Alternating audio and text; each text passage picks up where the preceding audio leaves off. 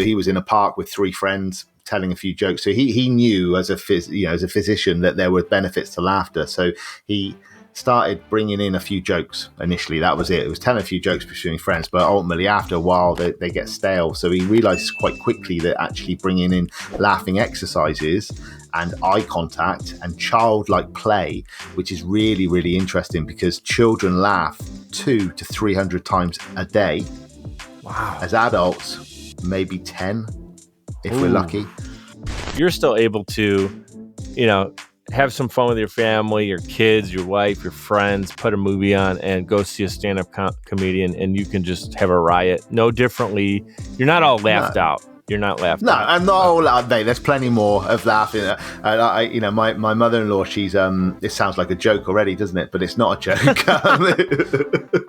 But she's a psychotherapist, and she has looked at me a few times, because she watches a bit of stuff I do on LinkedIn, and she's just like, I'm not sure, Pete. And I'm like, and I'm saying, look, I can see myself doing this when I'm retired, because she's at that age now where retirement.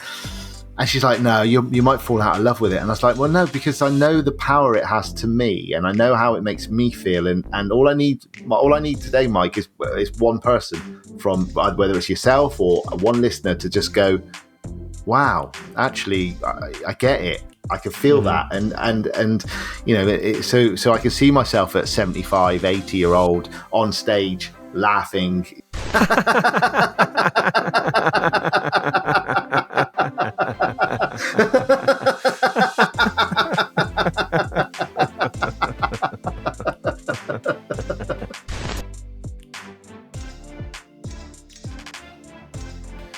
Our guest today is here to add positivity and laughter into your day. He's a committed innovator and risk taker, and rarely takes the easy route to success, often finding himself following roads less traveled.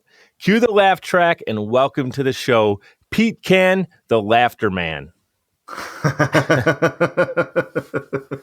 There it is. How you doing, Mike? How you doing? There it is. I didn't have to say anything funny. He comes prepared. I love it. I'm doing really well. I'm actually in a unique way. I still get nervous for these, like the positive butterflies of like when you're up on stage, or you're recording, and a lot of people are tuning in, and I'm grateful for everyone that's tuning in right now, either watching us on YouTube or listening to the audio. And so I always have that good energy. It's almost like when you play a sport and you're out on the field, you feel that, right? Or I'm a musician, I play the drums, I feel that. But today it was like, okay, we're going to be doing some unique exercises. I love to goof around. I'm a jokester. I love laughing. I love comedies. This is right up my alley, but there's something about like doing it on demand or command seems a little uncomfortable at first. So I queued up some questions here today that I feel are going to really drive the conversation forward, and they're all laid out for our audience so they can get to know you a little bit better. They can do that by going to PeteCann.com. It's PeteCann.com. His podcast is Laughter and Positivity with Pete. I'm making those links clickable in the show notes, and he has a really cool offer that he's going to mention at the end of the episode as well that's coming out. So let's kick it off. How did you actually come up with the idea for Cann Laughter Yoga? Can you walk us through that experience, what the sessions actually look like? Yeah, sure. So Mike, basically, I was at. First of all, thanks for having me on. It's great, and anyone that I can share the power of laughter is a bonus, and it's so. Yeah, no, so great. But what I practice is laughter yoga, and what I teach is laughter yoga. So I was at a festival in the UK, walking through the Arboretum, and I heard laughter. And I thought to myself, there must be a comedian on stage. So as I walked around the corner, there was 100 people lying on their backs laughing. And I was like, right, I know I'm at a festival, but what's going on? Check your pulse. Am I dreaming right now? Right? Exactly. And there was a sign saying laughter yoga daily at 11:30. So I thought, you know what, I'm going to have a go at this and see what it's all about. So I spoke to Chloe, my wife, and the kids, and I said, look, I'm going to go and do laughter yoga tomorrow. Do you want to come along? And they're like, no, Pete, you go and enjoy yourself. So anyway, I went on the following day, which is nice. Yeah, just set me off, and I went along, and the lying down bit's the end. So we did lots of different sort of laughing and breathing exercises. And when we lay down, probably about 30 minutes later, just couldn't stop laughing. Mike literally was crying, doubled over with laughter. And I was just like, and when Steve, who was running the session, said, right, everyone just calm down a little bit, let out any last giggles. And I was like that. And boom, everybody went again. And it was like 100 people with this carpet of laughter. And you do a meditation at the end of a laughter yoga session. So we went into this like deep 10-minute meditation. And I sat up afterwards and I felt high, if I'm honest. I felt really wide awake. I felt really buzzy. And I remember going back and seeing Chloe because they were in the kids' field. And like she looked at me and she's like, Pete, I know we're at a festival, but it's like 12:30. What are you on? I was like, it's laughter. I'm literally just high on the laughter. And I sort of knew then, Mike, that it was a journey I had to go on. And so I run a chef agency as well. So I've been in business for 12 years. And I started using laughter as my secret weapon for creating content. And so what I would do, I'd laugh in the morning for 10 minutes online with other people. So after that one session, you were like, I'm going to start to implement this because you felt something that you knew was unique and it felt almost like a medicine. Have you actually studied? Have you studied with I always say laughter is the greatest medicine, but funny, no pun intended, that you're talking about it that way. Have you studied what actually is going on with the brain and our like the makeup of our body? Yeah, completely. So when we laugh, we basically, because we're breathing in fresh oxygenated breath, we get that flush of dopamine and endorphin, serotonin, all those positive chemicals to the brain. So you're getting that instantly. So A, you feel happier. B, you feel less stressed or anxious. So actually, when you get to this uncontrollable laughter, and you think about the last time you had that moment, you can't be overwhelmed, you can't be stressed, you can't be anxious, you can't be any of those emotions because you're there present. And laughter's just got this magical way of connecting you as well. So when you actually laugh with somebody, and it works online, but not as powerful as in person. Sure. But when you actually laugh with somebody and you think about like when you bump into an old school friend. Oh, I'm thinking about just growing up with my brother and the times when we were just in stitches over the things that, Exactly. And then when you see each other and you like always reminisce about those times as well, because those times sort of stick in your brain about, remember that time when we were goofing around and this happened and we were crying and we couldn't stop laughing, or we were at school and we weren't supposed to laugh, and and so it's really, really interesting and sort of like you mentioned my podcast as well. So I interview laughter yogis, and I've spoken to yogis that have been practicing this for 20 years. And one question I ask is like, when was the last time you were ill? You had a cold or a flu, so, and they seriously can't remember because it strengthens our immune system when we laugh. But I'm not talking about just going, ha, ha, ha, ha. I'm talking about 10 minutes of conscious laughing every single day. And it's the meaning of it. It's similar to gratitude when you were saying about like how you saying that you're happy that you're having a nice day and you just made a sale and you get to spend time with your family. All these things that are very good. But if you're kind of just saying them, like you said, or just like, ha, ha, ha, it's not truly the genuine gut feeling, like a belly laugh, or the gut feeling of gratitude and actually feeling it. Because if you know what it feels like to be down, then you really appreciate that moment of being up or having something great happen. So I think that's kind of the same thing, is it has to be like a genuine place where you are saying, it's okay for me to just laugh. And I don't care what people think of me right now. It's a freeing experience, right? Yeah, definitely. But I mean, one thing that just blew my mind is that actually your body doesn't know the difference between fake and real laughter. So actually you can do fake laughing exercises. And I do it every morning on Clubhouse for 10 minutes. And it's about 5 minutes in, you just get this click where you're like, so you're just going through the process of ha ha ha, hee hee hee, ho ho ho, just playing with all the different laughs. And then all of a sudden, this genuine laughter comes in. And then literally you're then just, it's an amazing, amazing feeling. So that is interesting. So it's a little bit conflicting in what I was just saying, where to me, when talking about gratitude, it is something that you really need to unlock with and feel it and be present with. But with the laughter, you can unlock it by just spending some time that you're saying, I'm going to spend 10 minutes doing this. It might take 5 minutes in for that unlocking moment to happen, but your body actually gets tricked into not knowing the difference, which is really when the mind starts to take over, because we can do an exercise literally similar to running on a treadmill or whatever you want to do as that kind of exercise and get our body. And that also is an endorphin rush and all that good stuff too. But we can do that through laughter. I think that's like really important. I don't want people to overlook that. Like this is something that, and I also want you to get back to the story because you were saying after the festival, your family said, "Yeah, go check it out." Sounds almost like they're looking to get rid of you for 30 minutes or whatever, right?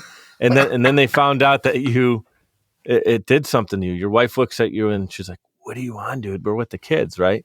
Yeah.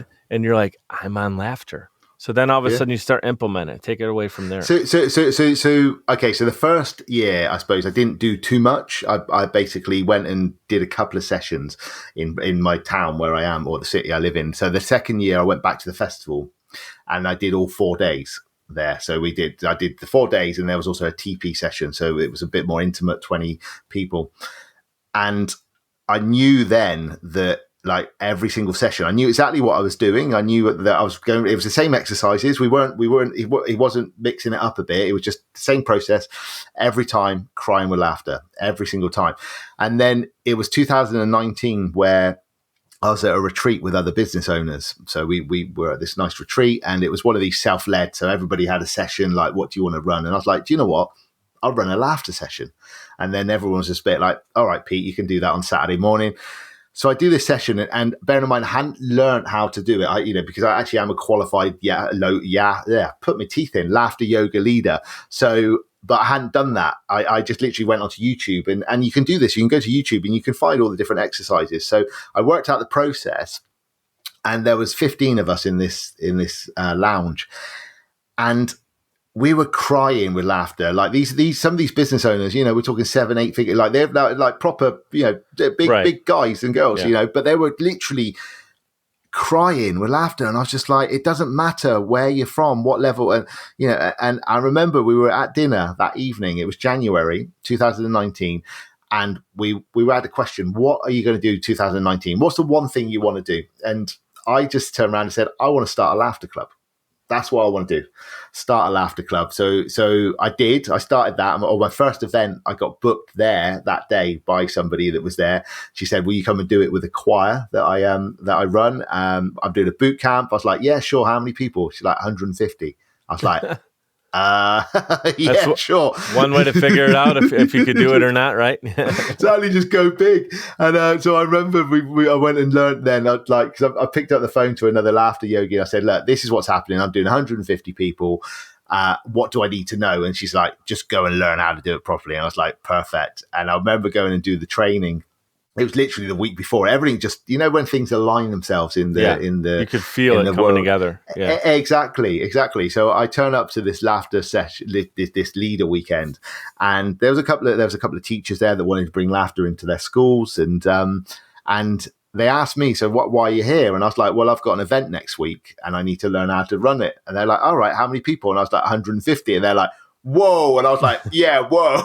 What are we doing here?" So that was 2019, and I basically had a mantra where I didn't work Fridays for my core business. Friday was my laughter day. It was my day to start building Canned Laughter as a as a company. And so I was going out. I was reaching to companies, and I was saying, "Look, hey, Mike, I know you got a team. Let me come and do a free session, but let me bring a video camera with me so I can start building some assets around what I was doing." And then obviously COVID came along and shut my hospitality business. Not completely, but enough to lose our office. A couple of team members have moved on. It's it's definitely changed everything. And what happened was I sort of dived into laughter like in March 2020, like properly dived in. I was laughing 3 or 4 times a day online with other yogis to the point where, just for my mind, my mental health, Mike, if I'm honest, because, literally, as everyone knows, COVID came along and changed so many different things. And for us, it was a case that actually our business that was, turning over £1.5 million, turned it all of a sudden ground to nearly 300k, just like, wow, just stressed. Like, we got the tax, we got loads of people anyway, and I was just there in the corner just going but not because it was funny, because I knew that it would keep me in a good headspace. And it was what was really interesting, because all of a sudden I was like, wait there, I'm feeling really good about this. And actually it works online. We don't need to be in person to do this. And I remember reaching out to somebody, again, a business owner, and said, look, have you got a team meeting? And she's like, yeah. I was like, well, look, let me just come along to your team meeting and try this 30-minute session. And from there, it's just literally just grown. The Laughter Man, that's what I do now. I go into team meetings. I'm starting to do in-person stuff, but I go on to Zoom. I'm, across the world as well. I've done bookings in Africa, America, Canada, and it's just amazing, like how much, just from me, for my own mental health, all of a sudden go, well, actually, this is what I really am passionate about. And it's what basically I've found what I've been put on this planet to do. Yeah. You don't even have to explain it, because everyone tuning in right now can feel that. It's a feeling of understanding that you are in this, like it's something that you experienced yourself. You felt the benefits for. It's got a smile mug. If you guys are listening and not watching, he's got the big smile mug. It says the hashtag the Laughter Man behind him. We're talking with Pete Cann, the Laughter Man, out in the UK. If you guys didn't pick up on that from his accent, right? Where's home for you, Pete? So I live in Bristol, which is the southwest of the UK. Southwest. Okay, cool. Yeah. Nice. Yeah. So here's the two questions that are like they're just like ready to jump out right now. Number one, how is your family adjusted to you just being laughing, multiple times a day without anything causing it, like a comedy on or something funny or someone, whatever. So I'm guessing they got used to it. I want to hear it in your own words, how they embraced you.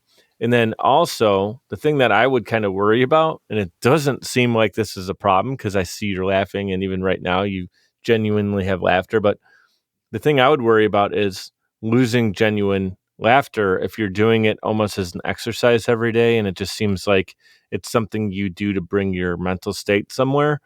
But it sounds like, talk to me about that. Like, are you still able to have 100 or 1,000% genuine laugh? Like you're with your buddy having a drink and he tells a funny story and you're just laughing at it and not thinking about the mindset.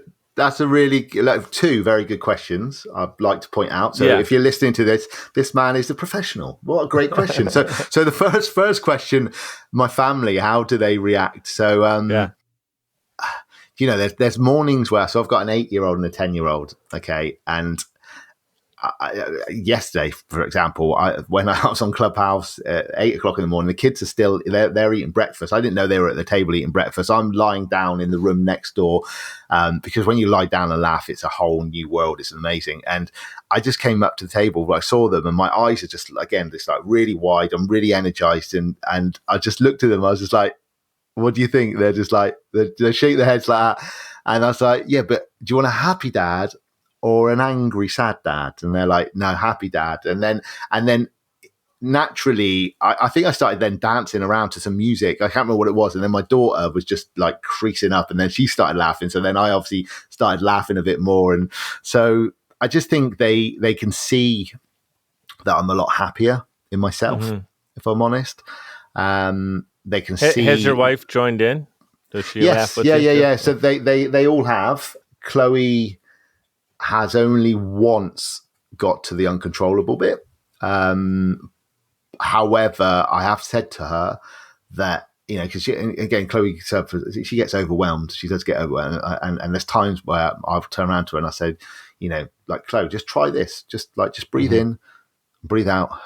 And then now let's breathe out a little ha. And then she's like, I'm not going to laugh. And I was like, well, but when you know that it's going to help. And so I end up just giving her this hug, and then just start going, just little jiggle. And then she starts laughing, which is great because I know that the anxiety and the stress just sort of falls off the shoulders then. So, but I've also said to her that she doesn't need to do anything. It's up to her. But I recommend she goes and has a session with somebody else that's not her husband, because it's it's like trying to teach. I don't know. Teach children when you to tell drive, your kid to do something that will help them, opposed to their friends saying, "Hey, let's try this out." It could be the same activity, but it's received differently. I want every dad that's watching this, or mom, or husband, or wife, that go back and watch that last 2 minutes. Pete just unintentionally presented to you what a great husband does there, because he's not saying you have to do this. He didn't force. And his wife even had some reservations about it, and he didn't get upset. He knows it's going to help her. He doesn't throw his hands up and make a big deal. He just says, he gives her a hug, and he does a little laughing exercise, and he knows it's going to work. And if it works, great. And if it doesn't, he'll try again later. But he did it with grace. So husbands, wives, go back and listen to that and realize we can do that in any area of our life when you come at it with grace, knowing that the end result might not happen the first attempt. That was beautiful, man. I just want to say, as a dad, I really appreciate the way you handled it. You're blowing my mind, Mike. You're blowing my mind. This is just amazing. It's amazing. I've got my little pad now. I'm taking little notes for my podcast. Yeah, so there's more to it. There's more to it. Yeah, definitely. Awesome. So to get to the second question about the genuine laughter, do I still get to that point? And that again is a really interesting question, and you can see me looking off to the right at the moment because I'm thinking about my answer. But I went to a wedding at the weekend, and I don't drink anymore. I stopped drinking alcohol over a year and a half. I've been dry now. So awesome. Obviously, when you're at a wedding, there's lots of alcohol flowing, and your friends were like laughing and stuff. And it's probably 80% of the reason people are there is on the free booze. Exactly. And I hate to say that; it's a joke, but people love the open bar. Of course they do. Yeah. Of course they do. But I mean, I was hanging out with people I haven't seen for 3 or 4 years, and we used to be, friends for a long time. And the laughter was there. The uncontrollable laughter wasn't there. But I get that when I laugh with other yogis. It's probably the place where I go the most with that. And I don't get the giggles to be fair, I don't know how often I used to get the giggles anyway, Mike, before. Mm-hmm. Before I did this as a practice, I certainly did get to uncontrollable laughter, and I'll be honest, probably when I was a bit stoned, maybe was times where I used to get laughed, or or I guess drunk as well. You obviously when you're tipsy, you laugh a lot as well. So it's kind of something that I'll say, like as an adult, it's not. I wouldn't say it's necessarily frowned upon, but if you're get to a place where you're laughing with a friend or a coworker on a Zoom call and something funny happens. As an adult, we're expected to reel it back in really fast, and it's kind of culturally, at least I live in the States, kind of unacceptable to just stay there and laugh. Or if I'm hosting a meeting and something funny happens, they expect me to reel it back in and get back to it. Where you're saying, if you're in that moment, enjoy it as long as you can, because it's actually doing good for your body. So that's why you're saying I got to go somewhere else to just be able to do that. But my point is, you're still able to, have some fun with your family, your kids, your wife, your friends, put a movie on and go see a stand-up comedian, and you can just have a riot. No differently. You're not all laughed out. You're not laughed out. No, I'm not all out there. There's plenty more of laughing. My mother-in-law, she's it sounds like a joke already, doesn't it? But it's not a joke. But she's a psychotherapist, and she has looked at me a few times, because she watches a bit of stuff I do on LinkedIn, and she's just like, I'm not sure, Pete. And I'm like, and I'm saying, look, I can see myself doing this when I'm retired, because she's at that age now where retirement. And she's like, no, you might fall out of love with it. And I was like, well, no, because I know the power it has to me, and I know how it makes me feel. And all I need today, Mike, is one person, from whether it's yourself or one listener, to just go, wow, actually, I get it. I can feel that. And so I can see myself at 75, 80-year-old on stage laughing, getting people laugh, which do you is know how long away. This has been, how long people have been doing laughter yoga? Yeah. So as or documented, at least, where it's been. Yeah, so okay, laughter yoga as a practice. Sure. I mean, laughter, obviously, you've got the laughing Buddha. This goes back. But what about centuries. Laughter for the purpose to bring you to a different mental state? Has that been documented for a while? Yeah, so Madan Kataria, Dr. Madan Kataria, founded it in Mumbai in '95. So that's the guy at the head of the laughter yoga. That I do. So he was in a park with 3 friends telling a few jokes. So he knew as a physician that there were benefits to laughter. So he started bringing in a few jokes initially. That was it. It was telling a few jokes between friends, but ultimately after a while they get stale. So he realized quite quickly that actually bringing in laughing exercises and eye contact and childlike play, which is really, really interesting because children laugh 200 to 300 times a day. Wow. As adults, maybe 10 if we're lucky. That's gonna. I gotta get that. I gotta get that in there in the clip because I want people to see that and hear that and think, why is that? Right? Just ask yourself, why is that? We need to have more fun as adults. It's okay to have fun as an adult. Yeah, I mean, I'm thinking it's a plan that I've got. So when we were at school, and you see it now, you walk past the school playground at lunchtime, but younger children predominantly, and you hear laughter and play and noise and joy. Now they go back in after lunch and they learn a lot. Now, actually, when we go to work and we go to lunch, we'll sit there and we'll scroll and we'll, and then we go back to work. But actually, and segregate, right? Jim's over there, Sally's at this table. The two people who have a fantasy football team together are there.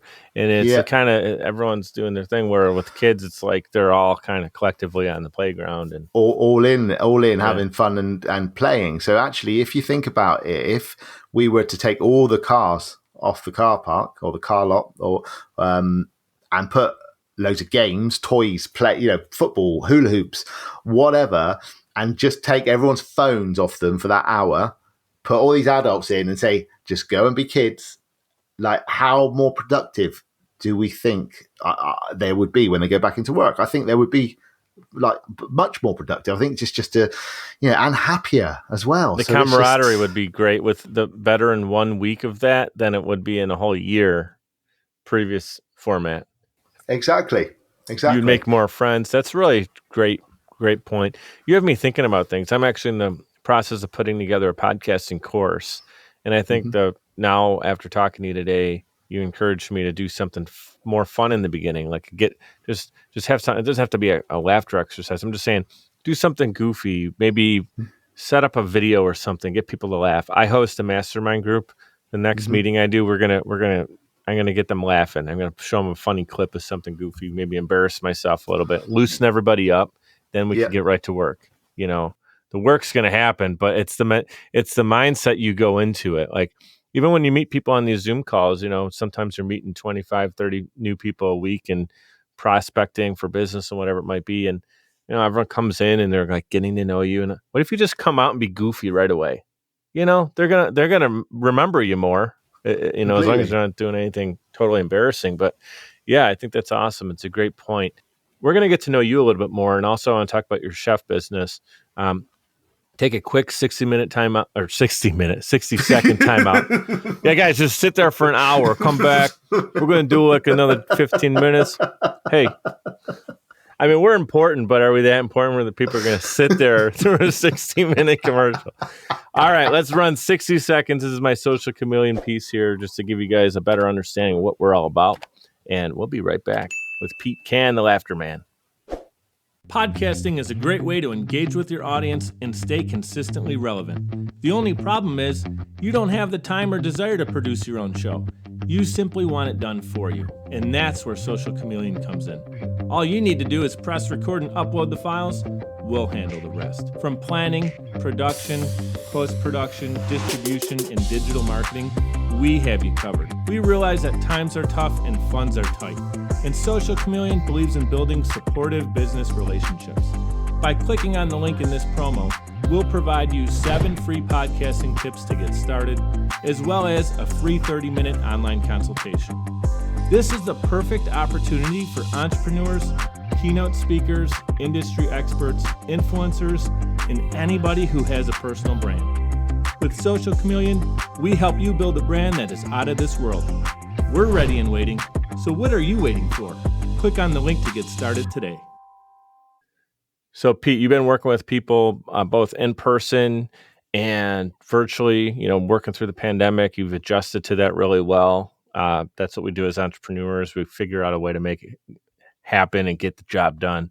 You've transformed yourself personally. What I'd love to have you tell us and share with us, can you share your favorite transformational story? Like, is there a client case study that stands out, or just something that jumps out at you right now when I mention that? With regards to the laughter? It doesn't have to be one person necessarily, just like a transformational moment where you've seen it help people through. So there is... What's interesting, so there's definitely one story I want to talk about from that first session that I did with the 150 ladies at the choir. So it was my first session, so I was a little bit nervous, but what I did, I laughed before I went on. I was in the background just laughing to myself and just getting my energy right. I did the session. Now, the power again with laughter is, especially when you're in a big group of people, you just, as the person that leads it, I just needed to get to a certain level, and then everyone else started laughing and it was fine. But right at the end, when we'd finished this, she was probably about 18, 19-year-old girl came up to me with her grandma. And she said to me, "Oh, do you mind? My gran wants to have a quick chat with you." And I was like, "Yeah, sure, not a problem, whatever." And so I sort of turned around to the gran and she said, "I just wanted to thank you." I was like, "Right." She said, "Because I haven't laughed like that for about 9 months." I was like, "Wow, that's amazing." And she's like, "Because I'm in remission." And at that point, Mike, that just blew my mind, because I was just like, wow, like someone hasn't laughed for that long because obviously of everything they've gone through. But actually at that moment, I'd managed to just through the process, made her feel just light and just good, and just I suppose childlike, or what, whatever it was, but enough for her to actually come up and say something to me. And I think it was really, really important that it was that first time as well for me, that actually that was even more powerful, because it was just that a bit. You're more starting to connect and realize this isn't just about me; it's about the other people that are experiencing it, and how it's changing in their lives. And like cancer was zapping all the energy out of her, and you were trying to fill up the void with something that's positive energy. So important. Yeah, that's incredible, man. I got chills just thinking about how you were helping her in like literally the most difficult time someone could go through, is just feeling that. Speaking of laughter, as we record this, we're in the middle of September 2021. The great Norm Macdonald, comedian, Norm, familiar with his work? Not too much. He was on SNL for many years. He was in a lot of Adam Sandler movies. He's just a really goofy guy. Passed away yesterday with cancer. And he goes, I'm not a doctor. I'm going to misquote this. So guys, if you're interested, go look this up. But he says, and he didn't tell people that he actually had cancer. Fans and even some close friends and family didn't know. But before he passed away, like a week ago, he either wrote it down or spoke this out loud. He goes, "Now, I'm not a doctor or anything, but I know that when I go, that means that cancer goes. When I die, cancer dies with me." He goes, "I don't see that as a loss. I see that as a draw." So that's a kind of quirky comedy that Norm Macdonald would do. So, but yeah, that's an incredible story, man. I really appreciate you sharing that. That's awesome. It's my pleasure. It's my pleasure. Yeah, it's. I mean, even at the weekend, in the weekend, Monday just gone, I did a live in-person session, and one of the ladies came up to me again, and she said to me that she's on medication for depression, and just actually felt really light from the session that I ran, and was really, really keen to learn more, because I was just like, actually, I've interviewed people myself that use laughter as that medicine, basically, because it is a medicine within us. And don't get me wrong, like there's times where we don't feel like laughing. Of course there are. Sure. Of course there are, but they're the times where we need to laugh, and we need to just go through that breathing exercise. And obviously it's much easier if you've got one person or more to do it with. It seems like it could be challenging though, because if you're laughing, it's an audible thing, and usually if you're getting into it, it sounds like you got to be really pretty boisterous about it. I mean, if you're living in an apartment, you may be kind of nervous about that, because people might think you're the Joker or something, and they can be scared to call the cops. Like, well, this guy just keeps it's like 11 o'clock at night, and he's all alone. He doesn't even have any pets or anything to make him laugh, and he's laughing like a maniac. So I think there could be a challenge. So it's good to know that there's focus groups where you can go and hang out with other people and have a session and put up a sign that says we're doing laughter yoga. So don't call the police, don't call the authorities. Here's what I want to do. We're kind of running out of time, and it's unfortunate. I know we kind of got a late start, and that was on me. You're the owner and managing director of a successful chef recruitment company. You talked about the chef tree a little bit. You teased it. You have an awesome book out. It's doing really well. 69 Ways to Please a Chef. Can you share the inspiration behind that and a little bit of what that book is all about? Yeah, sure. So again, that's a blast from the past. I haven't spoke about that for a long time, but it's basically chefs are an interesting breed of people. And basically, I belong to lots of different chef groups, and I was just like, actually, you hear the same stories all the time about people moaning about, like, I don't know, a customer walking in at 5 to close, basically, and then ordering starter, main course, dessert. Which ultimately, as a chef, it's your job, but it's also really annoying because you've probably cleaned down and everything. So basically, I went to these groups and I said, what annoys you about waiting staff? What annoys you about customers? What annoys you about the split it out into these different sections, and then just turned it into like a quirky like book, basically, with it's literally a little paragraph about what again one that sticks to my mind is a spoon. When you're working in a kitchen, like, there's always spoons in like the mayonnaise tub. They just get left in there. Like, what? Why do you leave it it's in like and take it man out? Man down. Exactly. Yeah. Exactly. So so I just built out this book basically, just on this. Yeah, this. That seems like it'd be a really great like Christmas gift present for someone who's a chef or aspiring chef or longtime chef even. So is that something that you've actually you studied culinary? You're a chef at home and also professionally, and so you started to see these things. Is that what happened? And then you kind of so that was actually I studied chefing, hospitality. So I was more front of house, if I'm honest, Mike. I was more sort of a manager. But also, in the kitchen, I can cook. Yeah, I can cook. I can. Although, again, it's an interesting. So you were overseeing. You were getting a feel for how it all interacts together, completely, the front to the back. Yeah. Cool. So, and then, Chloe and I traveled for 14 months back in 2007. I came back, couldn't find a job, and then we just started up the chef agency because it was something that I'd been doing previously. And obviously the first. It's like any new business in the first few years are tough. You're learning loads, those first couple of years, and it soon became apparent that we were onto something, like I say. But ultimately, in the end, I don't even know where I'm going with this conversation at the moment. Well, I'm going to bring you right back on track. Yeah, do it, mate. Do it. I got a big one for you, and it's all good. I know it's like we're diving into something that's a little like you've been doing so much with the Laughter Man that that's a little bit in the rearview mirror at this point. So think of it this way. You're the author and protagonist in your own life story. You get to write the ending. God willing, you live a long and prosperous life. You're looking back, you're reflecting on it, and you get to define your legacy. What would that be? I just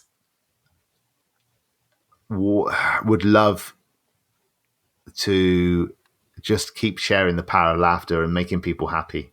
That's what my legacy is. So people, I can already see, at my funeral, or my in the crematorium, I want people laughing. That's how I want people to celebrate my life.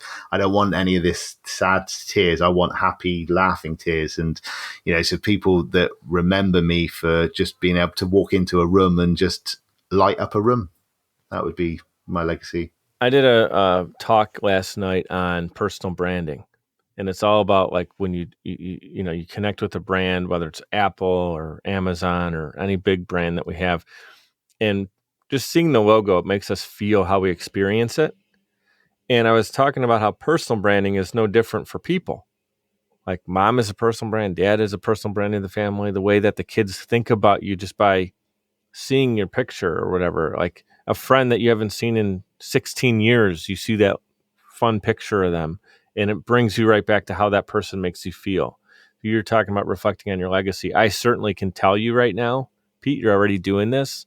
And when someone sees your picture or thinks about what you do, you're already taking them to a place of happiness, which is awesome. And so I think that's really cool that you simplified it to, I just want to make people happy. Well, guess what? You're doing that even indirectly, because when somebody sees what you're all about, they just feel good. I'm laughing just you got the fun, cool shirt on. Like, you just carry this, let's have fun today mentality. Yeah. And I think that is your legacy. I think you nailed it. Last thing we'll do, and I know you got to run, as do I, and our audience has been hanging out till the end. So I want to say thank you guys for doing that. Tell us about the 5-day challenge that you have going on right now. And all the links, again, are clickable in the show notes. But what's the 5-day challenge all about? Mike, I tell you what, before I do that, I would like to do a laughing exercise with you first. Let's do it. Okay. Yeah. I got time for that. It's a really simple one. And I think I might have even done it when we had our first call, possibly. I'm not sure. But basically, if you're listening as well, and I even watching, just it's so easy. I encourage you to do this unless you're driving. You can do it, but just don't do the hand movements. That's fine. Right, so put our hands out in front of us like this. We're just going to take a deep breath in. Okay, so nice deep breath in. And we're just going to let out a long sigh. Okay, this time we're going to take a nice deep breath in, and we're going to just let out a long ha. Okay, so deep breath in. I'm just going to go ha. And that's all laughter is, okay? So now we're going to take a deep breath in. This is the fun bit. We're going to hold it for 5 seconds, and then we're going to laugh for 10 seconds like it's the funniest thing you have heard all day. So take a deep breath in. Hold it, and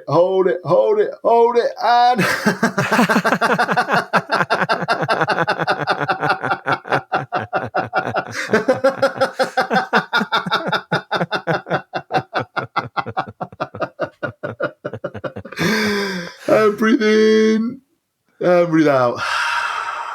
Mike, how do you feel?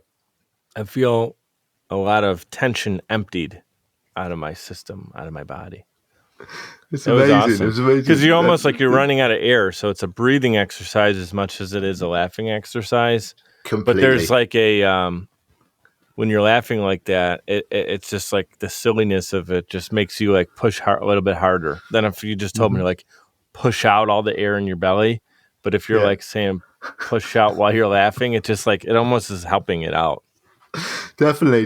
Well, we sit 20% of our oxygen just sits in the bottom of our lungs, so it's it's just a great thing. So off the back of the laughter thing, so you mentioned the 5-day challenge that I've got, and I encourage anybody that's got a goal at the moment. Okay, so I use laughter to get myself into a creative mindset, productive mindset. I've got this 5-day challenge, and it's evergreen. So wherever you go, it's there ready for you. And what it is, it's 5 videos. The first video is a couple of minutes long. It goes to 7 or 8 minutes on the last video. And it's literally me guiding you through the laughing exercises. But I encourage you at the front end to create a goal for the week. So whether it's I've got to paint the spare room, I've got to create, a piece of content, can be anything. But use laughter and just be conscious of that laughter as you go through and just see how you get on. And am I going to guarantee it? Let's do it. I'm going to guarantee, as long as you laugh, you follow the process, you will get that goal. Yeah. Unless the goal is to run, 100 meters in 10 seconds, then I can't guarantee that, unfortunately. Yeah. You can guarantee an improved result if you follow the process. Definitely. Without doing it, you're flat.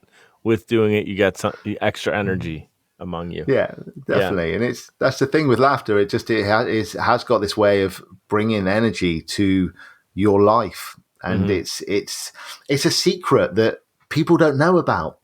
And it's free. There's no cost behind it. It's free. Yeah. Exactly. And it's just like, actually, if you get over yourself because you are an adult. And we've been programmed to be serious, pay our taxes, pay the bills, pay the mortgage, not have fun. But if you give yourself permission to be childlike, hey, the world's a big old place out there. Well, I get my daughter tomorrow. We're actually doing a Thursday, Friday, Saturday, Sunday together. And when she's in the car, the first thing we're going to do is just laugh like crazy, just have some fun, just to set up the weekend ahead, And nice. We already do. And you're talking about, my daughter's 6, so you were saying kids laugh like 100 to 200 times a day compared to like 10 to 15 times for an adult. I do see that. I mean, she's got a fun, goofy, great personality, and I end up being way more goofy and fun when I'm with her. So she brings the fun out of me all the time, which is great. But how about as a parent to encourage more of that? I did this one thing. I'm willing to admit this. I get goofy with her, right? So she is not a great eater. She like does, it's like an activity for her. She's just like, oh, I guess I got to eat dinner now. So I literally, like, if it's mac and cheese, like, the little bowls that you just add the water to and microwave them. I know it's not the healthiest thing, but she'll eat those usually.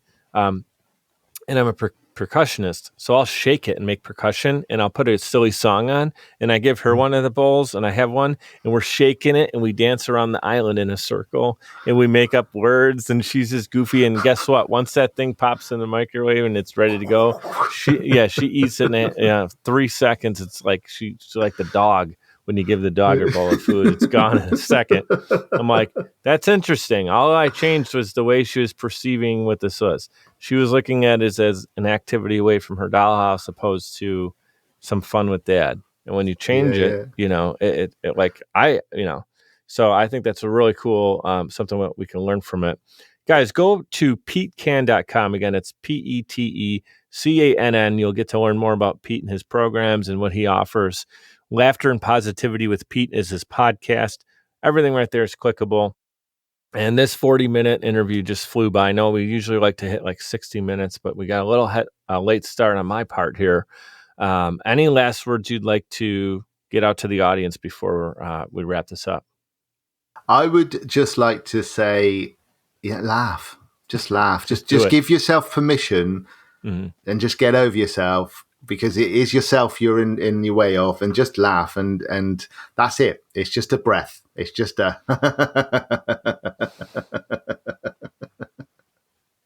and guys, you know what they say: if Pete can, then you can. You can. have a great week, full of positivity and laughter. You've inspired me. You're a friend now. I'm going to continue to follow your story.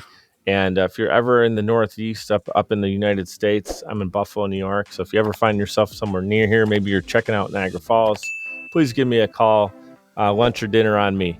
You got a friend here in the States, man. Thank you so Amazing. Much. Thanks, Mike. Take care. I'd like to give a huge shout out to everyone for tuning in, especially those who listen all the way to the end to hear this message. Seriously, I appreciate you, and my guests do as well. Giving a quick reminder to subscribe to this show. It's completely free and will allow you to receive notifications when new episodes are released.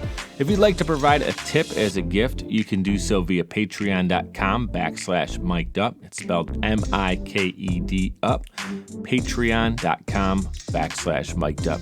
You can give as little as $1 per month or as much as you'd like. Every dollar is greatly appreciated and completely unexpected. Appreciate your reviews and your messages coming in on social as well. Keep them coming. Your feedback is valuable and absolutely means the world to me. You can check out more episodes and content at mikeduppodcast.com. We're powered by Social Chameleon. You can also follow me on Instagram. That's where I'm the most active, and it's at Mike DiCioccio, MikeDiCioccio. Thank you so much for your continued support. You guys know what to do. Be great and be grateful.